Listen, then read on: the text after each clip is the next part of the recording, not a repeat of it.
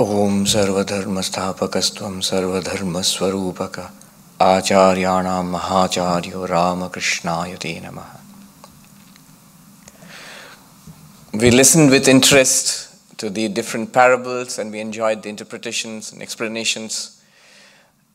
I have noticed that whenever I work a parable into my talks, afterwards it's the parable which people seem to like. They recall the parable, and long afterwards when I meet people, they recall the parable, not the rest of the philosophy which I spoke about. So parables definitely stay in our mind and they convey the essence of the teaching very effectively, more than theory or anything else. And the gospel is full of parables, wonderful parables. Sri Ramakrishna often taught in these wonderful parables. The gospel, my first impression of it when I was a kid was it's so big. When you listen to the parable, page 850 or something like that, that's one big book. And I used to see the small Bengali letters and the small print and this thick book. So when my grandmother told me, when I was a kid, long, long ago, my grandmother told me that she had read the gospel 10 times. I was awestruck. And I ran to tell my dad that, grandma's read this book 10 times. And he said, only 10 times? She's so old, she must be lazy. She should have read it many more times by now. When we approach the gospel, we take away certain things from it. The first thing that we are confronted with is the existence of God. One thing that leaps out of the pages of the gospel to us is that God exists. In fact, I read about this contemporary saint in southern India, whose diary, he writes how he came to God, how he came to believe in God. And one of the points he writes there is just one word, Ramakrishna. Just the life of Ramakrishna is the most powerful argument for the existence of God. And that's so relevant to our times, when we have in the 21st century this wave of new atheism. The grounds for belief in religion and God seem to be diminishing. The rug seems to be pulled out from under our feet. So in this context, when we read the gospel of Ramakrishna, our faith is strengthened and we get this infusion of belief, of conviction that God does exist. Here is this person who's full of God. All the day, throughout the day, it's God, God. And he says in one place, believe me, I say upon the mother, I know nothing but God. So that's the first thing that we take away from the gospel of Ramakrishna, faith in the existence of God. And the second thing that we come across in the gospel while reading it is God can be experienced. You can actually see God, you can have God realization, you can have God vision, whether with eyes closed, with eyes open, in some form or the other. Here is this person, Ramakrishna, who not only has seen God, but sees God just about every day, and more than once in a day. Narendranath, later to become Swami Vivekananda, he came and asked that question for all of us. Have you seen God? Not whether God exists. Not whether God exists. He asked an even more direct question, challenge. Have you seen God? And he found the first person who could give a direct answer to his question, to a very direct question. Sri Ramakrishna said, yes, I have seen God, just as I see you, even more clearly. So that is a great takeaway for modern man, that God can be experienced. Swami Vivekananda was to say later in this country, if somebody says, I have seen God, but you cannot, you only have to believe what I say, do not trust him. If somebody says, I have seen God, and you can too, then you can trust him. And this book says to us again and again and again that God can be experienced. God can be experienced by everybody. Whoever wants can experience God. And the third thing which comes out of this book is Not only God exists, not only can the Lord be experienced, God can be realized, but also the purpose of life is precisely this God realization. In this world, when, even in the most affluent countries of the West, in America or in Western Europe and Australia, New Zealand, the most advanced and affluent countries, where we have done the best, the societies have done the best they can to provide a most comfortable, a very good life. Everybody is haunted by a sense of purposelessness, meaninglessness. What is the purpose of life? Why are we here for so short a duration? Very soon we'll be gone from here. So what was the meaning of it all? Even if we have got an advanced society, even if we have a comfortable life. Somebody asked me that are people interested in religion in advanced societies? Is there any purpose to religion in an advanced society? There was a paper which described the purpose of religion. It says in primitive societies, religion is a kind of barter between the human and the divine. I'll please you with offerings, O Lord, and you make sure that I get enough food, I'm protected from enemies, and my children are protected from diseases, and so forth. A primitive society where struggle for living is paramount. So that was one of the primary functions of religion, and it's still there. In many places all over the world, if you go to a temple or a church or a mosque, most of the thing that goes on is a kind of barter. I want good things in life, and I don't want bad things to happen to me, and that's what I'm praying for. That's one function of religion.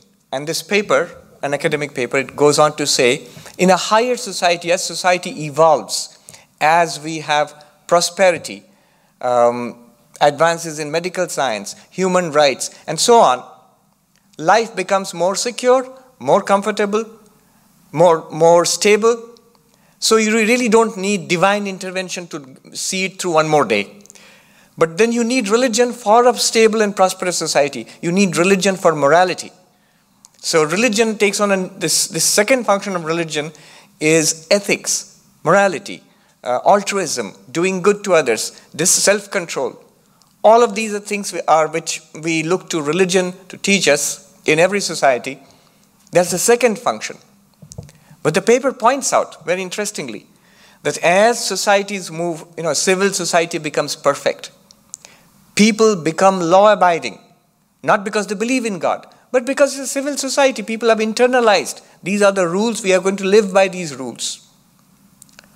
I went to Australia a few years ago, one of the most advanced societies in the world, and almost a very low crime rate. And New Zealand has 0 murder rate and very low crime rate. A very comfortable, very safe society. And an increasingly irreligious society. Somebody said there that it was an interesting study. A few decades ago, Australia and New Zealand were very religious and very corrupt. A lot of problems in society. As a belief in religion has declined, at the same time, corruption has also declined, crime has declined, and societies have improved. How are they connected? It's because civil society, rules and regulations and law has been internalized by the people. So whether I believe in religion or not, I can still be a good citizen. Now the question arises, in such a society which is prosperous and law-abiding, is there any role left for religion? That was the question. You can see it's a very, very good question. And I said, it is here that religion really proves its worth. It's here that religion really becomes meaningful, because religion does the one thing that only religion can do and nothing else can do, that is provide meaning and purpose, a higher purpose to human life. Only spirituality can do that, nothing else. Not prosperity, not a civil society. And the proof of that is, in many of these advanced societies, we are haunted by a sense of futility. The futile, life is futile. Life is meaningless. What is the point of life? After some time, you earn money and go through a few vacations, and then what? Get the latest gadgets and eat in the best restaurants, and then what? Nothing more. Society doesn't seem to offer anything more than that. So that's where spirituality gives us this idea that the purpose of life is to be spiritual. Sri Ramakrishna says in no uncertain terms in the gospel, the purpose of life is God realization. The purpose of human life is God realization. Bhagavan labh manushya jivaner uddeshya. Again and again he says that. Bhakti labh. To love God is the purpose of human life. In fact, what spirituality tells us is what we have been seeking in our different ways, in different pursuits of life. Actually, knowingly or unknowingly, we are seeking God. We are seeking the infinite. When you're seeking happiness, we are not seeking a limited happiness. We are seeking a lasting happiness, an infinite happiness. And the Upanishad says, Chandogya Upanishad says, Nalpe sukham asti. There is no real happiness in the limited. Bhumaiva sukham. The infinite alone is happiness. So basically, we are all looking for God. An Indian society, ancient Indian society, was actually designed around this. Dharma, artha, kama, moksha. What are the goals? What do people want in life? They want pleasure, kama. They want power, money, achievement in life, artha. They want to do good to society and to others, dharma. Or to go to heaven, that's also under dharma. But beyond that, what they really want is moksha, spiritual enlightenment, knowing the secret of what's going on in this life and who am I. In fact, Shankaracharya says in one of his commentaries in the Taittiriya Upanishad, he says, the question there is, suppose God does not exist. Suppose there is no God, no ultimate reality. And Shankaracharya's comment there is very interesting. He says, if there is no God, if there is no Brahman, no ultimate reality called Brahman, then he says, the entire structure of Indian life, these are his words, entire structure of society and life in India would be meaningless because it is all designed for realization of God. Sarva varnashrama dharma vyavasthanam brahma pratipatti arthatvat. Because the entire society has been designed, all the values are there ultimately for the one purpose of God realization. So here was an ancient society which made God realization the central goal of life. Now does that mean everybody is chasing God realization? Not at all. Very few at any one time, very few actually are. But here is an interesting fact which I realized only recently. Ashokananda ji in one of his lectures, he says that whether we actually pursue God realization or not, it is of supreme importance to keep God realization as our final goal. You may not be pursuing it now. You may be pursuing money or pleasure or just having a good time, but always tell yourself, my ultimate goal in life is God realization. He said, even in the lowest ebb of life in India, in Indian society, they always paid at least lip service to the ideal of God realization. They never gave up that ideal. So when society became, as it is becoming now, rejuvenated, more vigorous, that old ideal comes back with new force again. And Sri Ramakrishna was, as Swami Vivekananda puts it, an embodiment of the entire Vedic religion. Whatever was good in that is embodied in Sri Ramakrishna. So he says, the purpose of human life, not only does God exist, not only can God be realized, but the realization of God is the purpose of human life. And the final thing that I take away from the book is that there are so many ways of realizing God. You can realize God through love, you can realize God through meditation, through ritualistic worship, through the path of jnana, through the path of service, and so many religions. That book is like an encyclopedia of all the religious sects which were floating around in and around Calcutta at that time. Not only within Hinduism, but also other religions, Christianity, Islam. There's mention of Sikhism and Buddhism and the Jains. So this book is like an encyclopedia of religious activity in and around Ramakrishna at that time. And Ramakrishna found harmony in all of them.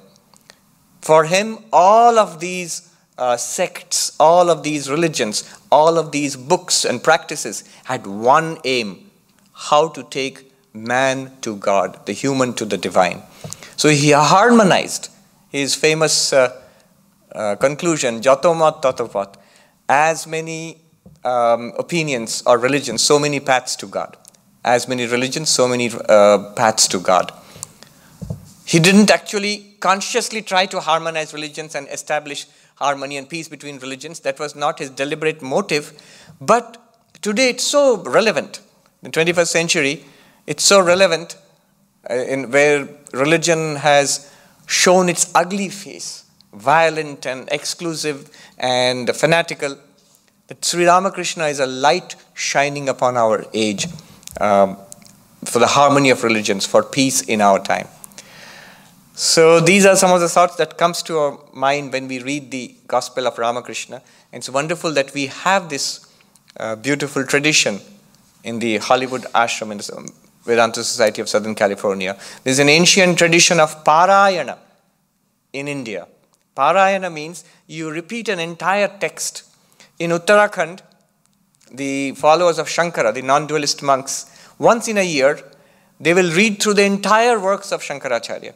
So from all the commentaries of all the Upanishads and Bhagavad Gita and Brahma Sutras, and they just read through it. It takes them 2 weeks to do it. Of course, everybody reads everything from beginning to end. But here, everybody does not read everything. We would do it together. And Swami Vivekananda says, if you cannot do it yourself, but you may yet do it in a group, in the ashram, where each can contribute and all can progress spiritually together. I pray to Sri Ramakrishna. Kathamrita, the Gospel, another thing I just remembered, Swami Vishuddhanandaji, it seems he would say, as the president of the Ramakrishna order, Swami Vishuddhanandaji would say, the Gospel alone is sufficient to give you God realization. You don't need to read any other scripture. That was his personal view, but he held that strongly. And Swami Madhavananda, another president of the order, he used to read the Gospel regularly. Towards the end of his life, when he was the president of the order, he would spend long hours reading the Gospel, and a younger Swami asked him, Swami, you're still reading the Gospel? Meaning thereby that it's something preliminary and you should maybe read the Upanishads or something more advanced at your stature and age. And Madhavanji said, what are you saying? I have just begun to understand it. I have just begun to understand it. So I pray to Sri Ramakrishna to bless all of us, that we may understand a little bit of it, a few grains from the mountain of sugar that the Gospel is, we may get in our lives and taste its sweetness. Om Shanti Shanti Shanti Harihi Om Tat Sat Shri Ramakrishna Arpanamastu.